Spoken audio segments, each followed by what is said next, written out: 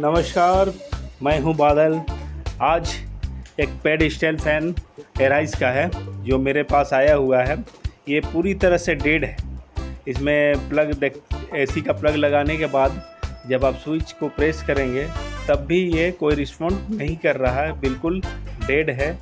तो चलिए इसका फॉल्ट को फाइंडिंग करते हैं, ठीक करते हैं कि किस तरह से ये फॉल्ट फाइंडिंग होगा और इसमें क्या कमी है जिसके कारण से ये चल नहीं पा रहा है।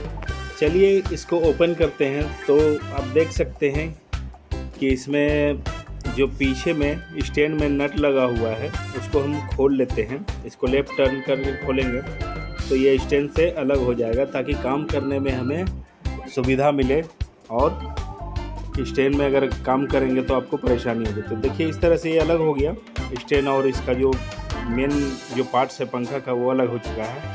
तो इस तरह से इसको हमने अलग कर लिया है। अब ये देख सकते हैं जो एक राउंड सर्कल में ये लॉक लगा हुआ है जो जाली को पीछे वाले जाली से लॉक करता है, तो उसको भी हम अलग कर लेंगे। तो इसके लिए भी हमको इस स्क्रू को खोलना पड़ेगा और इसको भी लेफ्ट टर्न करके हमें खोल लेना है ताकि आसानी से ये जाली हमारा बाहर आ सके। तो देख सकते हैं फिर इसको स्क्रू को लूज करने के बाद में उसके जो लॉक है उसको नीचे करके और इस तरह से जाली को हमें बाहर कर लेना है।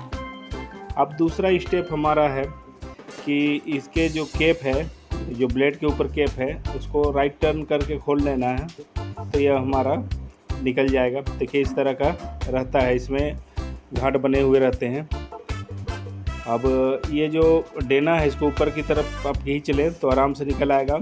फिर ये देख सकते हैं जाली का जो प्लास्टिक स्क्रू है, मतलब टाइट करने के लिए जो लगा हुआ है, इसको आप लेफ्ट टर्न करें। देख सकते हैं लेफ्ट टर्न करके ये भी निकल आया। तो इस तरह से हमारा पीछे का भी जाली बाहर निकल आया। अब बारी है, पीछे एक स्क्रू दी हुई रहती है, इसको खोल लेना है और इसको भी आपको लेफ़्ट टर्न करना पड़ेगा और टाइट करने के समय राइट टर्न होता है। इसके ऊपर मूविंग के लिए एक जो नोब है, इसके अंदर में एक स्क्रू दिया हुआ रहता है, इसको भी लेफ़्ट टर्न करके आपको खोल के ऊपर की तरफ प्रेस करना है, ये बाहर चला आएगा। तो देखिए इस तरह से ये निकल आया है। अब हमें जो पीछे का कैप है, कवर है, इसको अच्छी तरह से स्क्रू खोल के और बैक की ओर प्रेस करना पड़ेगा। तो इसे कंफर्म करना है कि ये स्क्रू हमारा खुल चुका है या नहीं। तो देख सकते हैं इस तरह से हमारा स्क्रू खुल चुका है, लूज हो गया है। अब इसको ये कैप हमारा निकल आया है। तो इस तरह से ये हमारा मोटर जो फैन का होता है वो बाहर निकल आया है।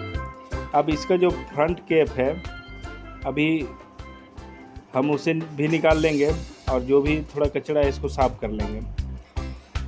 तो देखिए इस तरह से जो भी धूल मिट्टी जमे हुए हैं इसको अच्छी तरह से साफ़ कर ले, और उसके बाद जो आगे का एरिया है, जो आगे का कैप है, उसको हमको खोल लेना है।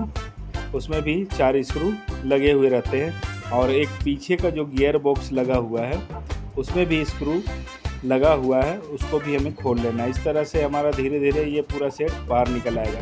तो देख सकते हैं ये गियर बॉक्स में जो पत्ती में लगा हुआ है स्क्रू, उसको खोल लेना है। ये मूविंग के लिए काम करता है, दाएं बाएं करने के लिए। तो इस तरह से ये हमारा निकल आया।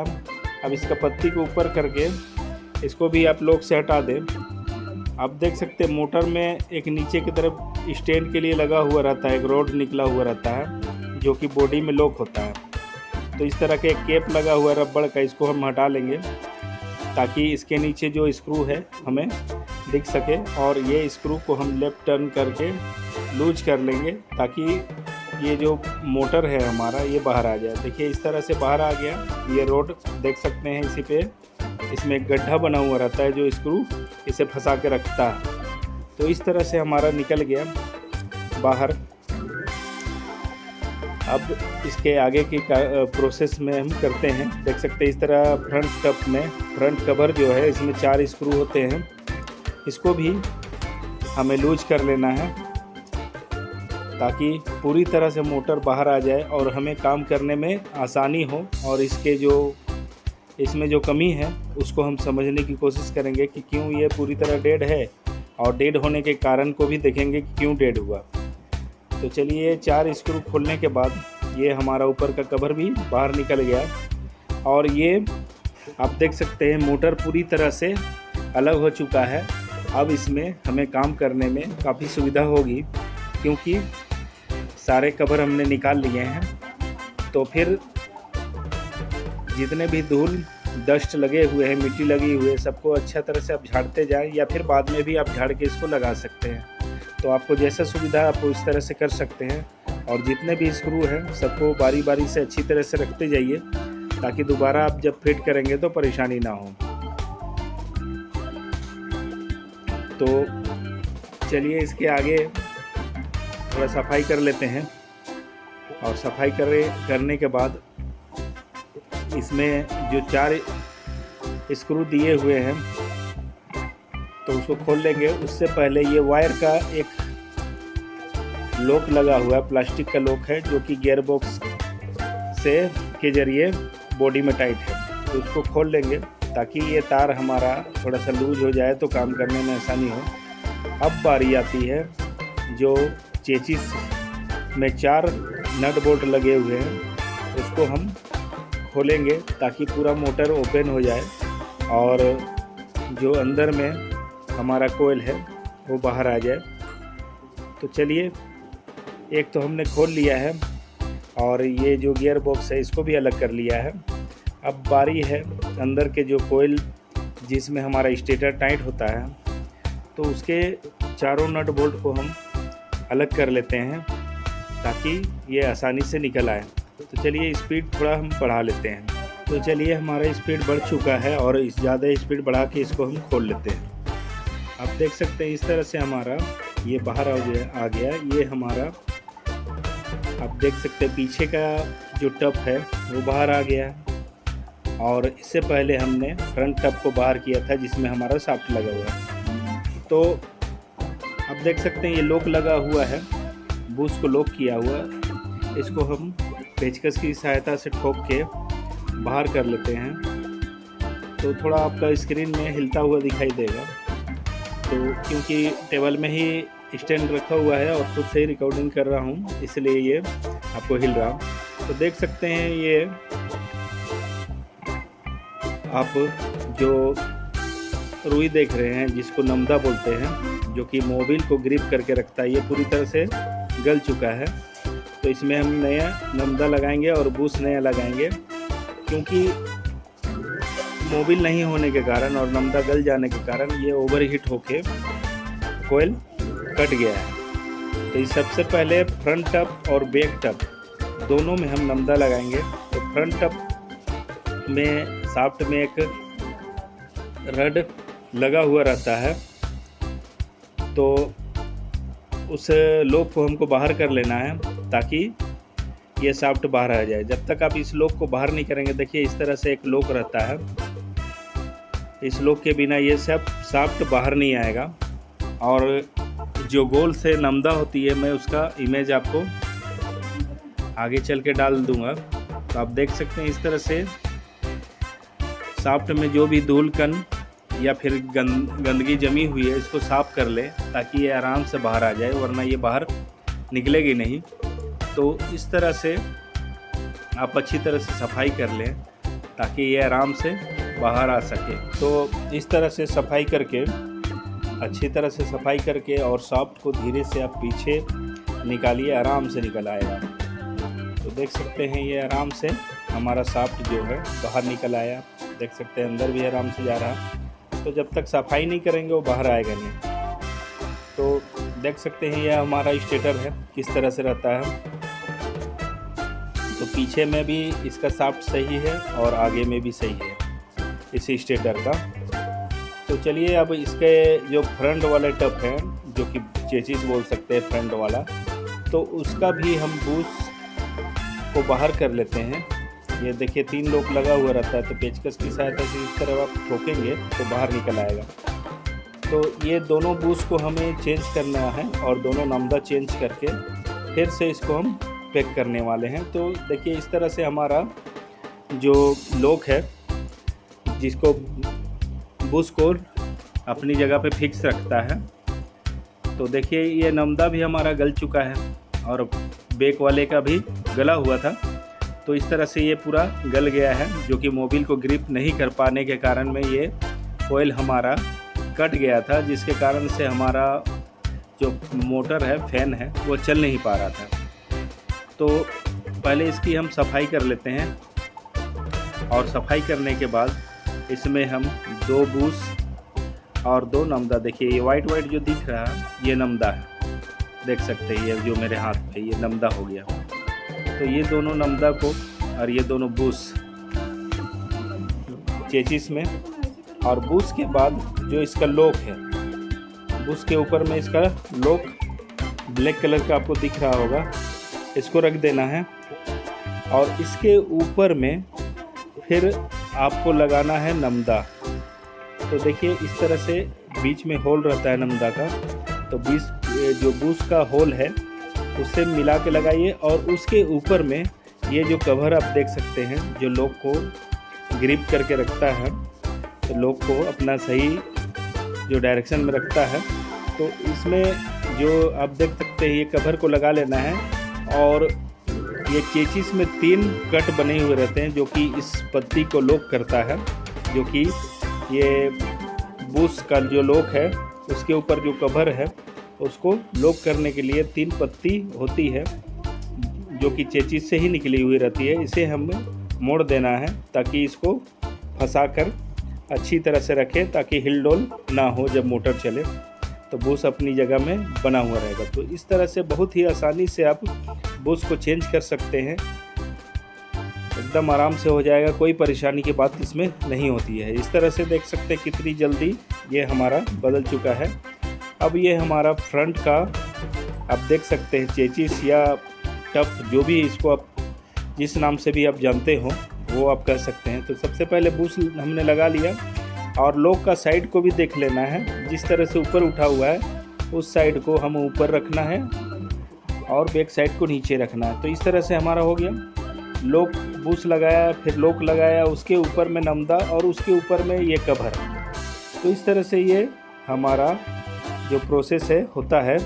और जो चेचिस से हमारा 3 कट निकले हुए रहते हैं उसको फंसा देना है इस कवर के साइड में। तो तीनों साइड से कवर हो जाने से ये बाहर नहीं आ पाएगा, जिससे ये लॉक को अपनी जगह पे ग्रिप रखेगा और बूस अपनी जगह पे बना हुआ रहेगा।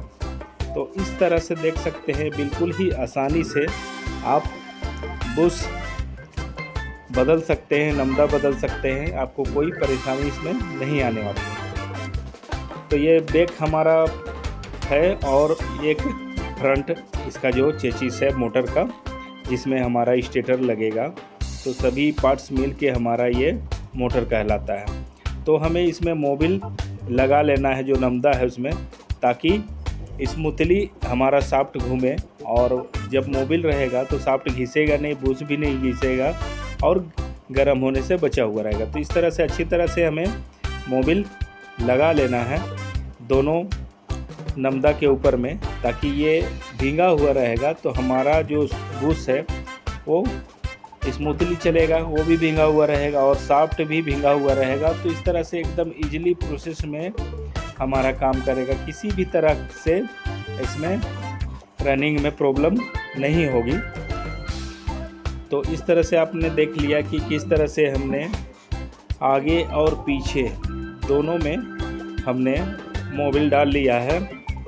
तो ये हमारा प्रोसेस इधर का जो है वो कंप्लीट हो चुका है।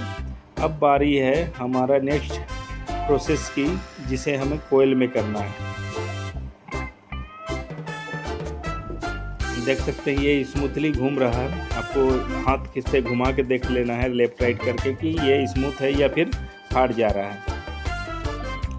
तो ये पीछे का एरिया भी हम घुमा के चेक कर ले रहे हैं कि ये ज़्यादा लूज तो नहीं है या फिर ज़्यादा टाइट तो नहीं है, दोनों को देखना है। अगर ज़्यादा लूज होगी तो ये फिर मैग्नेटिक फील्ड बनाने समय शाफ्ट को घूमने नहीं देगा। तो अच्छी तरह से इसका आप जांच कर लें फिट करने से पहले कि ये बिल्कुल फ्री भी नहीं होना चाहिए और बिल्कुल टाइट भी नहीं होना चाहिए। तो ये आराम से जब मैग्नेट बनाएगा स्टेटर तब ये आराम से इसको घुमा सकता है इसका राइट डायरेक्शन में। तो देख सकते हैं ये हमारा स्टेटर है जिसमें वायरें निकली हुई है, और वाइट वाला जो ये आप देख सकते हैं वो गियर बॉक्स, ये हमारा पंखा को दाएं बाएं घुमाने का काम करता है, और इस पर एक कंडेंसर लगी हुई है। तो हमारा ये कोयल बुश और नमदा के वजह से ये कट गया है। इसमें एक ब्लू वायर निकली हुई रहती है जो कि TOP से कनेक्ट रहती है, तो जो कि गर्म होने के कारण में कट जाने से ये कोयल डेड हो जाती है। तो हमें क्या करना है कि ये जो ब्राउन वायर जो कैपेसिटर में गई है, इससे जो हमारा स्विच के तरफ से मेन वायर ब्लू वायर निकला है उसको आपस में मिला देना है, और कोयल में जो ब्लू तार गया है उसको काट के हटा देना है। तो इस तरह से ये हमारा काम करने लगेगा कोयल, इसमें वाइंडिंग करने की ज़रूरत नहीं पड़ेगी। ये ट्रिक मैं आप लोगों को बता रहा हूँ, ये आपके बहुत काम आएगा।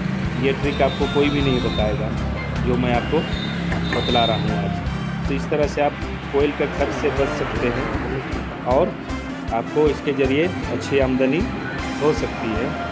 तो ये ट्रिक आप ध्यान में रखें, और कोई भी बात अगर समझ में ना आए तो मेरे कमेंट सेक्शन में पूछ सकते हैं। तो इस तरह से हमें जो स्विच बोर्ड के तरफ से जो ब्लू वायर आई है उसको हमें कंडेंसर के ब्राउन वाले वायर से मिक्स कर देना है, ताकि इसका जो सप्लाई है उसमें ये चला जाए। तो ये हमारा कॉमन वायर होता है। तो इस तरह से ये कंडेंसर और न्यूट्रल लाइन इसमें मिक्स रहता है, और बाकी बात 3 जो कलर होते हैं वो स्पीड के लिए होते हैं। तो इस तरह से हमारा ये कोयल हो गया कंप्लीट। अब इसका हम मैग्नेटिक फील्ड टेस्ट करने वाले हैं। इसको मैं लाइन देके स्विच ऑन करके आपको बताता हूँ कि किस तरह से आप चेक कर सकते हैं कि कोयल आपका ऑन हुआ या नहीं। तो देखिए, इस तरह से आप जब भी पेचकस को अंदर डालेंगे तो आपको ये पेचकस को खींचने लगेगा, तो आप समझ जाएंगे कि आपका कोयल ओके हो चुका है। इसमें आपको मीटर से चेक करने की भी आवश्यकता नहीं पड़ेगी। उसके बाद आप शाफ्ट को जो फ्रंट वाला टेप में लगा के, और शाफ्ट के ये जो स्टेटर हैं इसके जो फ्रंट कोयल वाइंडिंग है इसको आप फ्रंट टप के तरफ लगा लीजिए, और पीछे से बैक टप को आप लगा लीजिए। देखिए, इस ऊपर में एक कटिंग है, उसके ज़रिए आप तार को बाहर निकाल लें। तो इस तरह से हमारा जो है मोटर को हमने क्लोज कर लिया है। अब इसके ऊपर बारी है हमें जो 4 स्क्रू लगे हुए हैं नट बोल्ट, उसको टाइट कर लेना है। और टाइट करने से पहले थोड़ा सा आप इसको ठोक दीजिए ताकि बूस अपनी जगह पे आ जाए, और जो शाफ्ट है उसको घूमने का अच्छी तरह से जगह दे और बिल्कुल फ्री हो जाए। तो देख सकते हैं इस तरह का नट बोल्ट है। ये नट बोल्ट हमारा 4 है। चलिए स्पीड में इसको कर लेते हैं। तो चलिए, इसका स्पीड को हमने 6.5 गुना बढ़ा दिया है ताकि ये जल्दी से हमारा टाइट हो जाए और इसमें हमारा समय अतिरिक्त ना जाए, क्योंकि टाइट करना तो आपको आता ही होगा।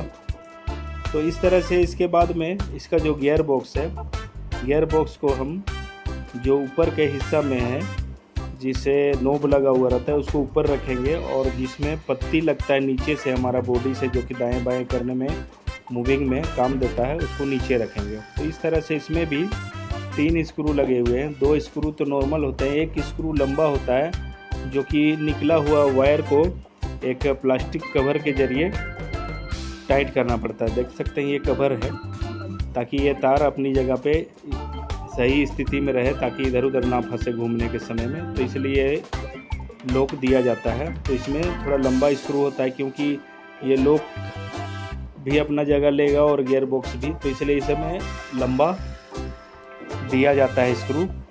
और इस तरह से हमें इसको भी टाइट कर लेना है। तो सबसे पहले हम क्या करेंगे, इसको बॉडी के अंदर में इंसर्ट कर लेंगे, और बॉडी से निकला हुआ जो पत्ती है उसको गियर बॉक्स के नीचे वाले गियर में हम इसको फंसा के, और एक स्क्रू है जो कि